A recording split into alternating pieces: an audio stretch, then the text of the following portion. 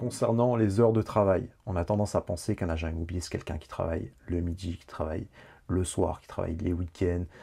Voilà. Après, c'est à vous juste de poser votre cadre. Hein. Moi, je connais des agents immobiliers qui sont excellents, qui travaillent et répondent jamais au téléphone le dimanche, qui ont choisi de ne pas faire de visite du tout le samedi parce qu'ils préfèrent rester en famille. Ils choisissent de ne pas faire de visite entre midi et 2.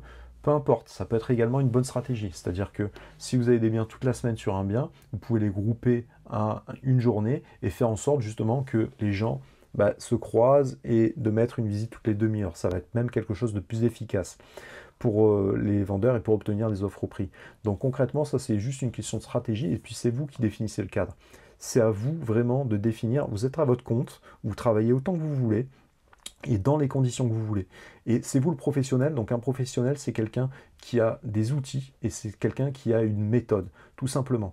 Donc à partir du moment où c'est vous qui cadrez les gens, il n'y a aucun problème. Si vous voulez travailler comme un fou parce que vous êtes jeune et que vous avez besoin de réussir et d'être occupé sur un métier passion, et là dans ce cas-là, voilà, c'est très bien, vous allez pouvoir performer, faire beaucoup de visites, pas compter vos heures, c'est quelque chose qui est vraiment, c'est un projet de vie qui est très excitant, donc c'est quelque chose de très cool. Par contre, si voilà, vous êtes, je sais pas moi, père, mère de famille et que vous avez peu de temps, ça va pas vous empêcher de performer pour autant. Ça sera juste à vous de cadrer les choses pour en faire en sorte que ça respecte les heures que vous avez définies pour garder du temps de vie également pour votre famille, pour votre passion personnelle. Vous êtes à votre compte, hein, donc il n'y a personne qui va vous obliger à travailler de telle heure à telle heure. C'est à vous de définir. Il y a très peu de métiers qui est comme ça.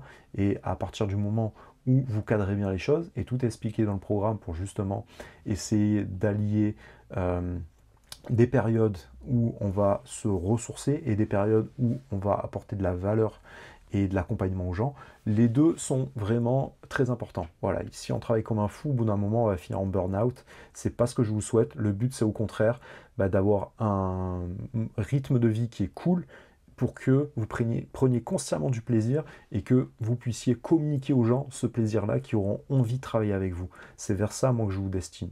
Donc, en soi, voilà, il ne faut pas rester dans des clichés. Tout est possible dans la vie et je connais autant de manières de travailler qu'il existe d'agents immobiliers, qu'il existe d'êtres humains. Donc en fait, vous ne ferez pas le travail de la même manière que n'importe qui, parce que vous n'êtes pas n'importe qui, vous avez votre propre personnalité, et il est important que vous gardez votre personnalité et, et d'être en adéquation avec la manière dont on a envie de travailler, tout simplement. Et ça, c'est ce que les gens apprécieront, tout simplement.